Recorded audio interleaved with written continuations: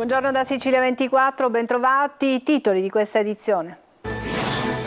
Aggredire un motociclista al Tondo Gioielli di Catania, denunciati 2 bulli identificati grazie a un video. Il 18enne era stato assalito perché aveva invaso il loro territorio.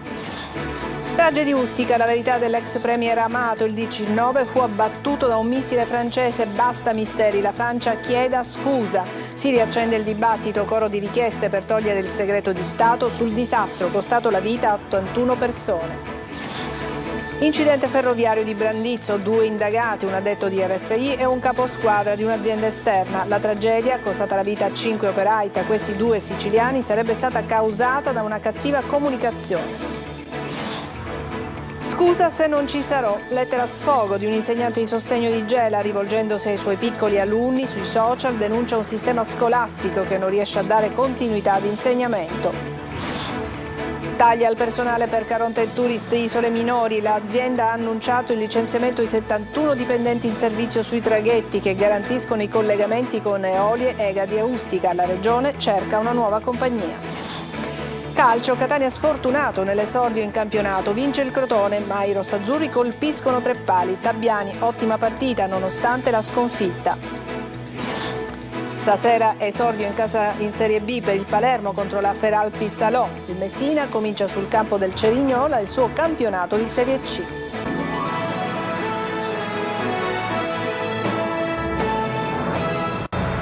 Bentrovati a Sicilia 24. In apertura l'aggressione al Parco Gioielli di Catania. Sono stati denunciati e identificati 2 presunti responsabili che nella notte tra sabato e domenica scorse hanno pestato un 18enne catanese. È stato il video social ad inchiodare i 2 bulli. Intanto il Comitato per l'Ordine e la Sicurezza Pubblica, che si è riunito in prefettura a Catania, pianifica nuove misure per contrastare questi atti di violenza. Anche i cittadini chiedono maggiori controlli. Emanuela Corsi. Sono stati identificati e denunciati i 2 presunti responsabili dell'aggressione avvenuta nel Parco Gioielli di Catania. L'episodio si è verificato tra la notte di sabato e domenica scorsi in via Albertone Matteo. Un giovane, come vediamo in queste immagini amatoriali, che si trovava a passare con la propria motocicletta, è stato colpito, fatto cadere dal mezzo e picchiato selvaggiamente. Il tutto senza alcun apparente motivo. La scena ripresa è finita subito sui social, diventando virale. Sono state proprio queste immagini a permettere agli investigatori del commissariato Borgognina di inchiodare i 2 bulli. Si tratta di 2 giovani catanesi incensurati di 23 e 20 anni, adesso indagati in concorso tra loro per il reato di lesioni personali aggravate. A seguito dell'aggressione, la giovane vittima di soli 18 anni era stata trasportata presso il Policlinico di Catania per traumi contusivi multipli. Proprio il tema della sicurezza è stato al centro della riunione del Comitato Provinciale per l'Ordine e la Sicurezza Pubblica che si è tenuto pochi giorni fa in prefettura a Catania.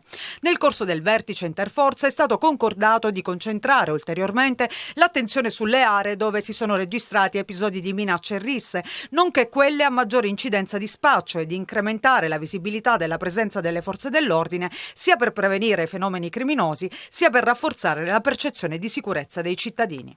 I fatti di cronaca di recente, di violenza urbana di Palermo e di Catania sollevano la questione della sicurezza urbana, in particolare la sicurezza delle fasce più deboli della popolazione, che sono i minori, gli adolescenti. L'altra cosa è collegata ai consumi di alcol nei confronti dei minori, agli orari di somministrazione dell'alcol. Bisogna fare degli interventi molto severi su questa questione, perché è una questione, ripeto, non solo di tipo commerciale, è una questione sociale. Nel corso del comitato è stato anche avviato un attento monitoraggio di occupazioni arbitrarie abusive, non solo nell'ambito del comune capoluogo, ma anche dell'intera area metropolitana, coinvolgendo i sindaci dei comuni, allo scopo di individuare immobili dismessi o in stato di abbandono che potrebbero essere suscettibili di eventuali occupazioni abusive oppure teatro di episodi di violenza. E scontro tra difesa e accusa sui video della violenza sessuale del 7 luglio scorso ai danni di una ragazza 19enne a Palermo. Per gli avvocati del branco i video sono brevi e parziali, per l'accusa sono invece inequivocabili. Intanto emergono nuovi particolari sul rapporto che la vittima aveva con un ragazzo del gruppo. Marco Gullà. Una linea comune, quella degli avvocati del branco di Palermo, i 7 ragazzi che hanno stuprato lo scorso 7 luglio una 19enne. La partita della difesa in questo momento si gioca tutta sui video. Per il momento gli avvocati dei 7 ragazzi ne hanno potuto vedere solo 2, in cui si vedrebbero 5 appartenenti al branco accanirsi sulla ragazza. Immagini che, secondo i magistrati, sebbene non rappresentino l'intera evoluzione della violenza sessuale, conterrebbero però numerosi elementi a sostegno dell'ipotesi accusatoria. Non la pensano così però i legali degli indagati, che invece considerano i filmati troppo parziali e di breve durata. Nel frattempo emergono nuovi particolari sul legame che la vittima aveva con un membro del branco, il leader, colui che ha organizzato tutto e ripreso anche in parte la violenza.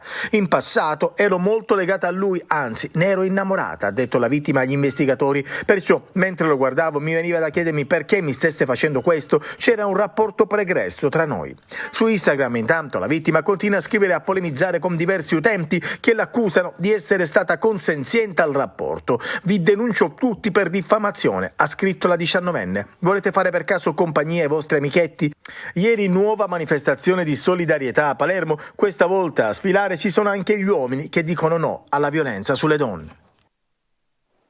Fu un missile francese ad abbattere il DC-9 Italia nei cieli di Ustica il 27 giugno del 1980. Una strage costata la vita a 81 persone. L'ex Presidente del Consiglio, Giuliano Amato, ne è certo, ma le sue parole creano il caos. Interrogazioni parlamentari ed esposti presentati alla Procura di Roma rilanciano anche l'ipotesi della bomba a bordo, rigettando nel dubbio tutti gli atti di uno dei più grandi misteri italiani. Maglio Viola. Fu un missile lanciato da un caccia francese ad abbattere il DC-9 Italia nei cieli di Ustica il 27 giugno del 1980. A distanza di oltre 43 anni, l'ex presidente del Consiglio italiano Giuliano Amato si dice abbastanza certo che quel giorno fu una battaglia aerea a causare la strage. Lo ha detto in una intervista a Repubblica, ricordando gli anni in cui era sottosegretario alla presidenza del Consiglio e si occupò di quella vicenda. Nel mirino dei francesi, con la complicità degli Stati Uniti, c'era il leader libico Gheddafi, ma qualcuno lo avvertì e lui non era su quel MiG che venne abbattuto. Quella sera un missile colpì il DC-9 e adesso è il momento per i francesi di dire la verità. Non ci sono più motivi di politica internazionale che lo impediscano. Per la presidente dell'Associazione Familiari delle Vittime, Amato ha detto una cosa ormai evidente ed acclarata, dice la Bonfietti, una cosa ovvia, ma occorre che tutti i paesi coinvolti tolgano quel segreto e dicano la verità. Solo sciocchezze per il generale Leonardo Tricarico, ex capo di Stato Maggiore dell'Aeronautica Italiana e oggi presidente dell'associazione Veritas Ustica. Tricarico ha presentato un esposto alla Procura di Roma con allegati i documenti che dimostrerebbero invece che fu un atto terroristico, una bomba posta a bordo dell'aereo. Scenari inquietanti per il vicepresidente del CSM Pinelli, che chiede vengano resi pubblici tutti gli atti della vicenda. Dal PD fino a Più Europa piovono annunci di interrogazioni parlamentari e la richiesta al presidente del Consiglio Giorgia Meloni perché si faccia carico di far luce su uno dei grandi misteri italiani.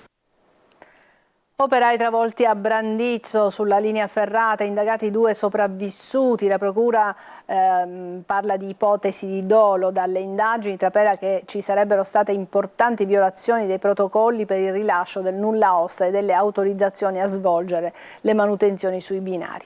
Eva Spampinato. A poco più di 48 ore dal disastro ferroviario che ha causato la morte dei 5 operai della Sigifer, 2 erano siciliani, travolti da un treno in corsa a Brandizzo, nel torinese, la notte tra il 30 e il 31 agosto, la procura di Ivrea ha iscritto sul registro degli indagati 2 persone.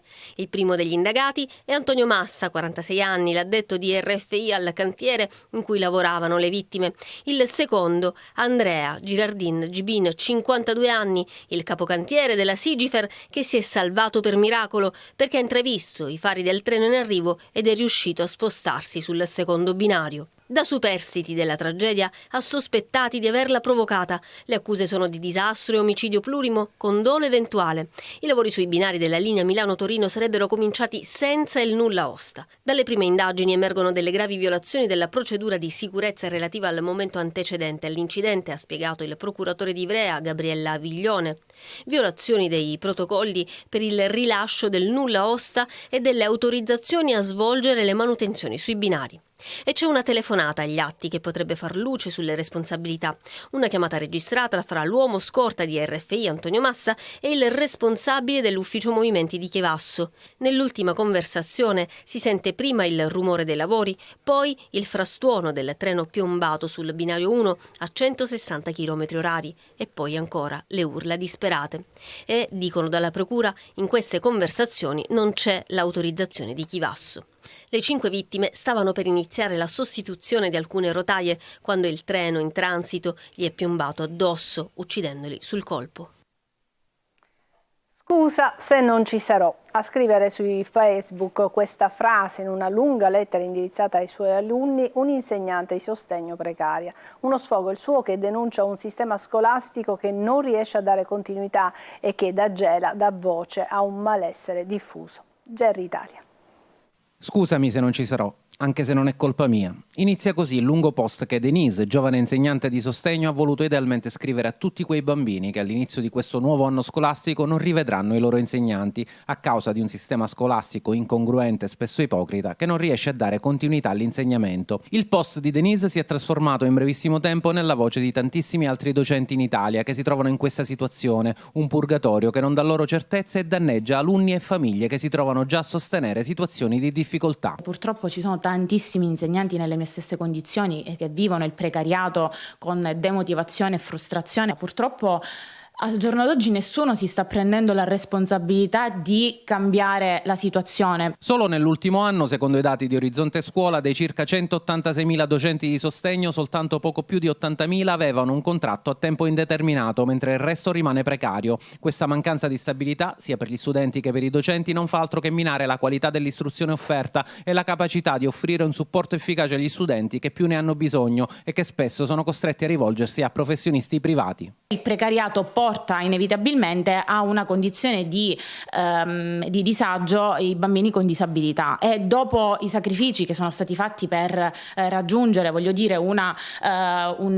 grado di professionalità e di formazione non indifferente, è brutto che non si riesca poi veramente a metterli in pratica a causa di questo problema. Il post di Denise in pochissime ore è diventato virale, centinaia di condivisioni anche da parte di personalità in vista nel mondo della scuola, segno tangibile che la questione è una ferita aperta da suturare e far guarire il prima possibile. Breve pausa, ci vediamo tra poco.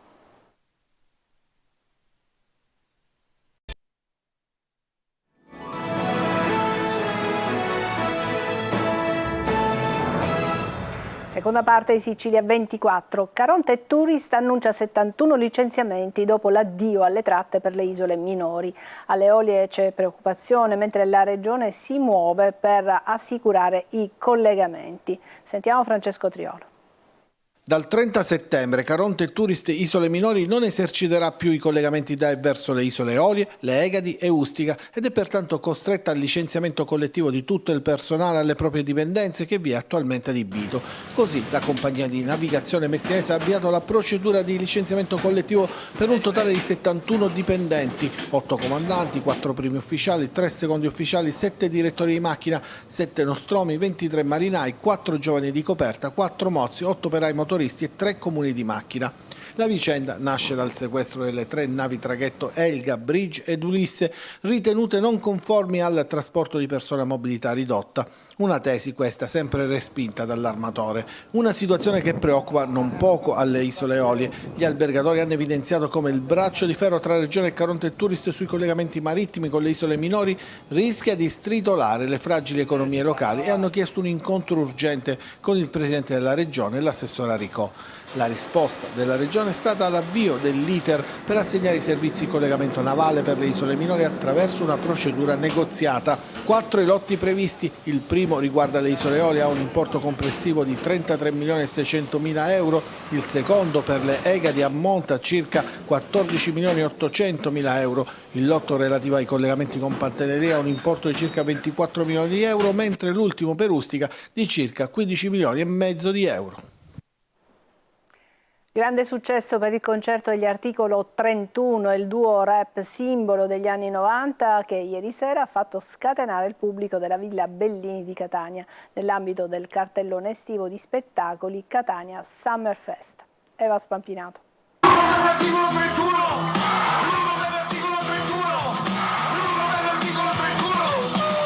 Catania non si è fatto attendere per gli Articolo 31, il gruppo rap simbolo assoluto degli anni 90.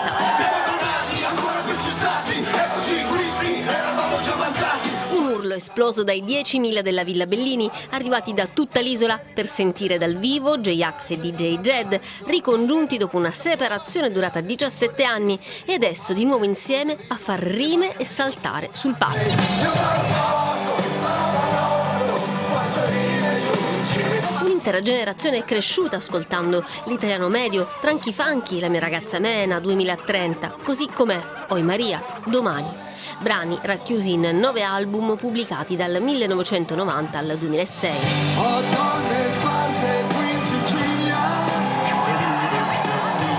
Gli Articolo 31 inaugurano con un pienone il mese finale degli spettacoli del cartellone Catania Summerfest, che per tutta l'estate ha trasformato la Villa Bellini nel cuore pulsante della musica dal vivo in città.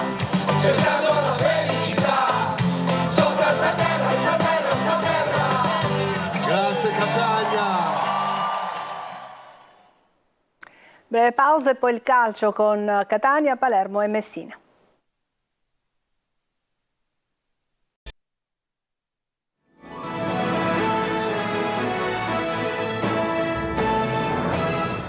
Eccoci al calcio, partita d'esordio segnata da una sconfitta per il Catania. Negli occhi resta il bel primo tempo e il pienone del Massimino, rossazzurri sfortunati ma anche poco cinici. Il Crotone così porta a casa i 3 punti. Sul mercato Silvestri e Deli puntellano un gruppo di qualità. Marco Carli. Dabbiani l'aveva definito una partita a sé stante, con un gruppo che deve gioco-forza affinare la conoscenza nelle gare ufficiali. Per certi versi è stato così. Catania e Crotone, al di là della sconfitta immeritata, ha offerto vari spunti, una squadra che ha già delle buone trame, un primo tempo ottimo, una ripresa in calo, 3 legni e una formazione, quella calabrese, che al netto della sfortuna rossazzurra ha dimostrato che certe volte in C bisogna essere utilitaristici. Però a fine primo tempo il pubblico si lustrava agli occhi per un Catania che ha costruito, sospinto da un ottimo Chiricò. Da capire se in attacco ci saranno i numeri, intesi come gol, che legittimino le speranze di primato. Si vedrà, intanto c'è la certezza del pubblico, i quasi 20.000 del Massimino. C'è un entusiasmo contagioso in questa bellissima città che oggi è Catania, è uno spettacolo ovviamente per chi ama il calcio e per chi ha a cuore la passione del tifo. Sono molto contento della risposta che i tifosi hanno dato in questa campagna abbonamenti. Grande il numero dei supporter che si sono abbonati, ce l'aspettavamo, perché Catania è una piazza straordinaria. La partita dice che la scelta di Rizzo per la Dinetti dall'inizio ha pagato. Il Catania gioca un gran primo tempo, costruisce e come detto colpisce 2 pali, il primo con Rapisarda, forse un po' fortunoso ma che fa urlare al quasi gol, e poi con Zammarini al culmine della migliore azione della gara, ispirata da Chiricò e conclusa appunto dalla mezzala. Nella ripresa il Catania cala ma resta vivo e con Di Carmine sfiora la rete proprio poco prima del vantaggio calabrese con Tribuzzi. I rossazzurri subiscono il colpo ma nel finale hanno altre occasioni, colpiscono l'ennesimo legno con Chiricò e mancano un gol che sembrava già fatto con Curado. Dalla prossima ci sarà Silvestri, colpo importantissimo per la difesa. A centrocampo è fatta per Deli, Chiricò intanto con fiducia traccia la strada per il futuro. Sapevamo di affrontare un Crotone molto ben messo in campo, abbiamo dimostrato di essere una grande squadra e penso che ce la giocheremo contro tutti. Mercato finito, il Palermo da oggi deve solo pensare al campo. Alle 18:30 sfida al Barbera alla Feralfi Salò. Corini conferma in larga parte la formazione che ha sbancato Reggio Emilia. Marco Gullà. Per il Palermo un mercato con il botto. L'ultimo acquisto è Mamadou Koulibaly, centrocampista di quantità e qualità, che è stato anche convocato per la partita di oggi pomeriggio al Barbera contro la Feralpi Salò. Una rosa più che competitiva. Il Palermo deve però adesso dare risposte sul campo a partire dalla gara di oggi. La vittoria contro la Reggiana ha permesso ai rosa di ingranare la marcia, ma il viaggio per la promozione in Serie A, obiettivo della società, è ancora lungo. Contro la Feralpi Salò tappa alla portata della formazione di Corini, anche se il tecnico mantiene alta la guardia. Io penso che la prova superata a Reggio Emilia vada proprio in questa direzione, di partite dove all'inizio del campionato trovi l'entusiasmo della neopromossa, squadre che giustamente non sentono ancora il peso della classifica, anche se è vero che la Feralpi viene da 3 sconfitte, ma hanno fatto qualcosa di straordinario, li ho visti giocare sia l'anno scorso che quest'anno, hanno idee, hanno concetti e di conseguenza hanno fatto anche delle buone prestazioni e io penso sempre che il rispetto si deve ad ogni avversario, perché se compete nella nostra categoria vuol dire che ha valori assoluti, che in una partita può succedere di tutto e dunque noi sappiamo bene quali saranno le difficoltà, ma vogliamo farci trovare pronti. Pronti, appunto. Il Palermo non ha alibi, deve centrare la vittoria. Corini conferma in larga parte la formazione che ha vinto sul campo della Reggiana. Il tecnico dovrebbe avere pochi dubbi nonostante le 2 gare ravvicinate, se non l'inserimento di Henderson a centrocampo dal primo minuto. Il sistema di gioco scelto è sempre il 4-3-3 di Francesco e Koulibaly. Gli ultimi arrivati sono stati convocati e vanno in panchina. Si va verso la conferma del tridente titolare. A destra quindi c'è Insigne, con Brunori, riferimento centrale, e Di Mariano a sinistra. Trasferta stasera per il Messina, impegnato in Puglia contro il Cerignola. Giallorossi in formazione rimaneggiata. Sergio Colossi. C'è subito un esame complicato per il Messina, incerottato dalle assenze per squalifica di Ragusa, Manetta e Franco, uomini chiave nei 3 reparti, contro il Cerignola, candidato a un posto di privilegio nei play-off, anche se orfano del talentuoso Ascic, trasferito al Bari in B, e dell'infortunato Leonetti. Nel viaggio in Puglia i giallorossi provano a smentire l'inizio in salita dei 2 precedenti campionati di terza serie. Giacomo Motica dovrà affidarsi però ad una linea giovane. Cercheremo di presentare una squadra più completa. È chiaro che tengo conto molto sui ragazzi che hanno lavorato dall'inizio con me, quindi una condizione diversa. Sicuramente ci sarà una spinta in più a livello fisico, quindi devo tenerne perfettamente conto di questa situazione. Ciò non toglie il fatto che qualche inserimento che è arrivato dietro potrà essere dalla gara. Elogi di Motica al Cerignola, ma il tecnico ha dispensato anche ottimismo. È una squadra di tutto rispetto e io sono convinto comunque che al di là di questo, che stiamo partendo il 2 settembre, noi se facciamo il nostro possiamo essere anche di disturbo. L'ultimo giorno di mercato ha lasciato in eredità un buco in difesa sulla sinistra e tante incertezze. Gli svincolati sembrano più di un'opzione e la gara con il Cerignola darà le prime risposte. Ci fermiamo qui, è tutto per questa edizione di Sicilia 24. Grazie per averci seguito, buon pomeriggio.